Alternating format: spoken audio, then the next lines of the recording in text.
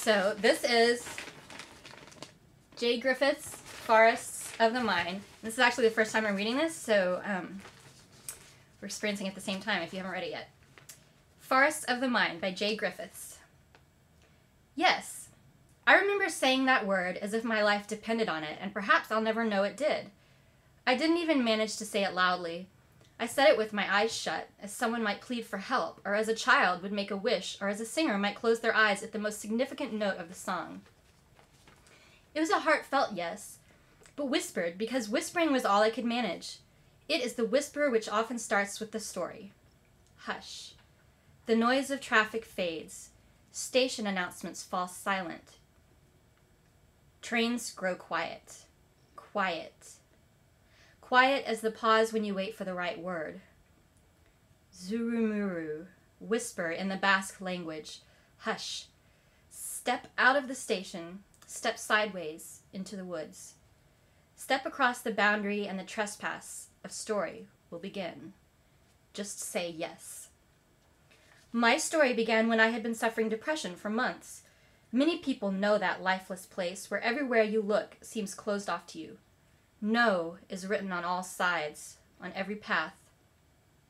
I was lost in that bleak, hollow emptiness, haunted by thoughts of suicide, all my vitality gone. Then one day, into this abyss of lifelessness, someone threw me a rope, a lifeline. An anthropologist who knew my situation telephoned me and invited me to go with him to the Peruvian Amazon to visit shamans who worked with the formidable mind medicines of the forests. I had to say yes to the journey and yes to the story, because sometimes the tree of life may be a literal thing. From Lima, we took a small plane, then a car, then a peke-peke, one of the little motorized dugout canoes which zip up and down the rivers of the Amazon. From the river, we walked to the shaman's center, through the forest, which stings you, bites you, then strokes you with leaves soft as kittens' ears. One tree's bark smelt of nutmeg, and the air was alive with smells, from honey-scented flowers to the zinging smell of sap and the sour smell of a mossy, fetid pool. I could almost smell the sunlight. Palm fronds rattled in the hot, moist air, and the whole forest surged with life. As evening came, we settled into the shaman's hut, and a long night of the mind began. The medicine they gave me was like drinking hemlock and stars, as bitter as the one, as brilliant as the other. Cicadas and a whirring night bird feathered the night with noises, and all the forest seemed mating and purring, rustling, cocooning, and watching. I was surrounded by the warmth and breath of the forest, green and vital, and it was as if I were drinking in something of its essence, its spirit, its soul, and I needed that so badly because I had lost my own.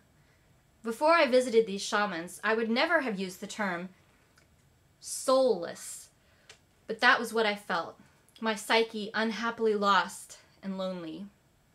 Shamans consider that their job is to travel in the landscape of the mind, to search for someone's spirit and to bring it back strong. There are some terms of psychological well-being which could sound like descriptions of trees. To be grounded and well-rooted, able both to stand firm and also to branch out. Forests have long been linked to the psyche, and it seems a human universal to see trees as good ways of seeking truths. Across the world, people have trusted trees for their solidity and steadfastness, both literally and metaphorically. Intriguingly, the words tree, trust, and truth are all related words, as if the human race has always trusted trees to embody truth. One Amazonian elder says the Amazon is a wide expanse similar to a perceptive human head. We speak of the tree of knowledge, and trees have long been associated with wisdom. The Buddha meditated under a tree, and in India, sadhus have always retreated to the forests for wisdom. Native Americans honored the idea of a sacred tree. I've been with indigenous people in the Amazon where they have watched their forests cut down, their lands obliterated. They wept. Destroying the forest is the same as destroying us, they said. We are the land. The deforestation of the Amazon is also a deforestation of the human mind. Shamans are the forest doctors and therapists. Their medicines are a free pharmacy. The Amazon has its artists, musicians, and philosophers who intricately link the forest with the pathways of the mind. Forests are rich in all the psyche's expressions of art, music, language, and culture, and the destruction of the Amazon is like napalming the Berlin Philharmonic, burning gas flares through the Louvre, slashing every copy of Shakespeare, bulldozing the Sydney Opera House, and torching the scores of Mozart. Meanwhile, as I lay in the shaman's hut, the forest night was quite literally enchanted. One of the shamans chanted incantations, the songs of Icaros, which are the songlines of the Amazon. Ethereal, quiet, almost to inaudibility, the songs are sometimes whistled, sometimes voiced, and sometimes they sound like panpipes from miles away, music half heard from a source unknown, where melody is more like scent, a sweet rosin in the air from an unseen tree.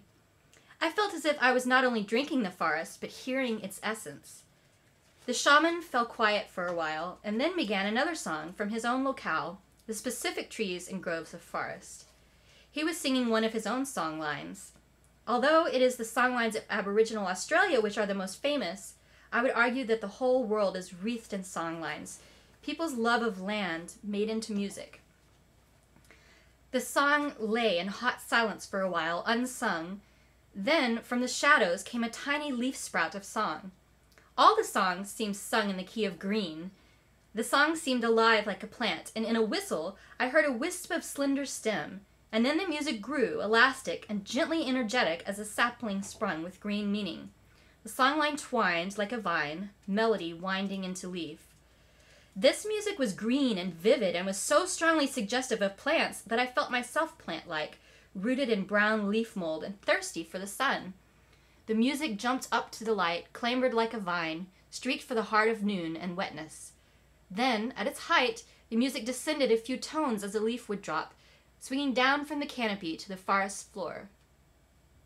It's common knowledge that the Amazon is a source of huge numbers of medicines for curing diseases of the body, but it is also a cure for the mind.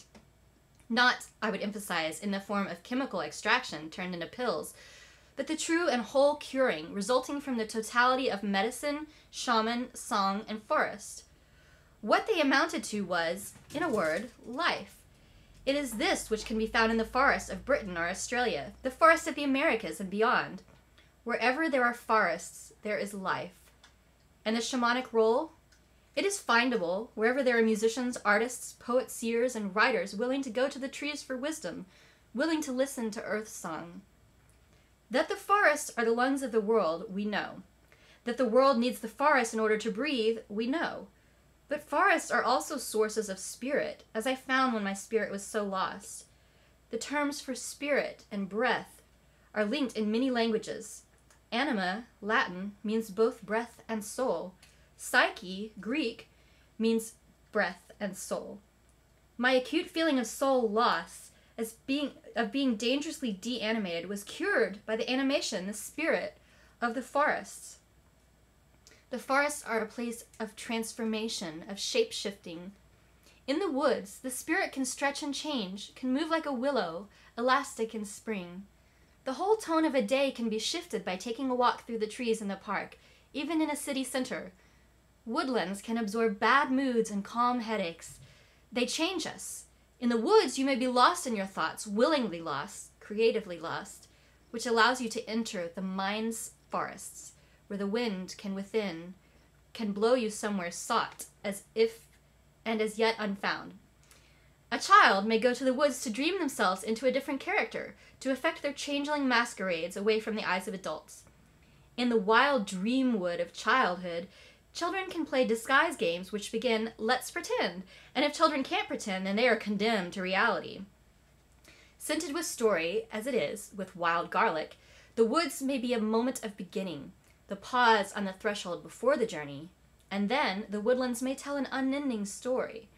A child leaning against a tree may listen to a blackbird, watch a rabbit, a fox, or, if they were very lucky, a badger. In the forest is a child, but inside the child will always be the forest. Breathe the forest deeply enough in childhood, and the birds will still be singing 70 years on. After my stay with the shamans, I felt happy as a grasshopper. The depression I had felt did not return for years. What was so effective? A combination of the shamanic treatment and music, but also the sheer shining vitality of the forest, which, as all wild places, was in itself a tonic for the human spirit. Our minds need what is wild, that unmistakable, unforgettable, elemental thing. Wildness, the universal song line, sung in green gold, which we recognize the moment we hear it. We come from this wild song, and we are most fully alive when we resonate to its wildest pitch with intense and necessary love. All humans are essentially wild creatures and hate confinement. We need what is wild, and we thrill to it, our wildness bubbling over with an anarchic joie de vivre. We glint when the wild light shines. The more suffocatingly enclosed we are, tamed by television, controlled by mortgages and bureaucracy, the louder our wild genes scream in aggression, anger, and depression. Walk. The drum begins. Follow it. Follow the drums of thunder. Follow the sun. Follow the stars at night as they lean their long slant down the far side of the sky. Follow the lightning in the open road. Follow your compulsion. Follow your calling. Put your boots on. We were made to walk through our lives wildly awake, our minds mobile, quick, changeable. To be a nomad in one's mind is our gift. To move and learn, to be a student always. The mind, let loose, is a walking, asking, searching thing, questioning, whose root, of course, is to seek, to go on a quest. It is as if a tragedy has been written into the world. People prey to depression, feel that tragedy individually, but I think there's something far wider happening, the tragedy of divorce from the essential wildness of life, and separation from its fundamentally comedic nature. Tragedy works through crushing the spirit, in overwork, commuting, rush hour exhaustion, worries, debts, bills, stress, and the bad news which we all know. But tragedy is not the whole of the picture. For still, in spite of it all, there are still the trees. Still, the wild reverie of the woodlands is within ourselves, and the forests are enchanted, sung. Among all the tragedies of destruction, still, comedy erupts on the wild side. Growth and absolute demand, new shoots thrusting up, yearning for sky. For at some level, we have never really forgotten the comedy of life. The spirit of comedy is the spirit of life, both leguminous, vegetable exuberance. It is playful, this spirit. Wildness and comedy share a love of rudeness, tickling the pink with the horn of plenty. The comedy of life is rebellious, in the riotously festive nature of nature. Everything and everyone is a player in this harlequinade. Comedy unfurls through life with its generous regenerative grace. Fill it till it spills and lick it up again. The earth is hot with, bursting with, fermenting with, dizzy with, hooting with, life. Life which will always walk the wild way, the curly way, in fecund riot and feral grace. The forests are, for me, the opposite of depression. Where depression is dull, the forests shimmer with vitality. Whereas depression is a congealed stasis, the forests wriggle, dance, and jump. Where depression is a horribly lonely illness, the heart of a forest wisdom is the irrefutable interconnectedness of all life. Having felt condemned to depression, I experienced the shape-shifting transformation of the forests. Having felt the cold, silent approach of something potentially fatal in depression, I found in the Amazon something which spoke of the warmest opposite, a riot of language and irrepressible gusto, life growling, flowering, leafing, hooting, and budding, flickering in a forest fiesta of verdant and noisy verbs, the forest chattering with language, a whole universe laughing with life.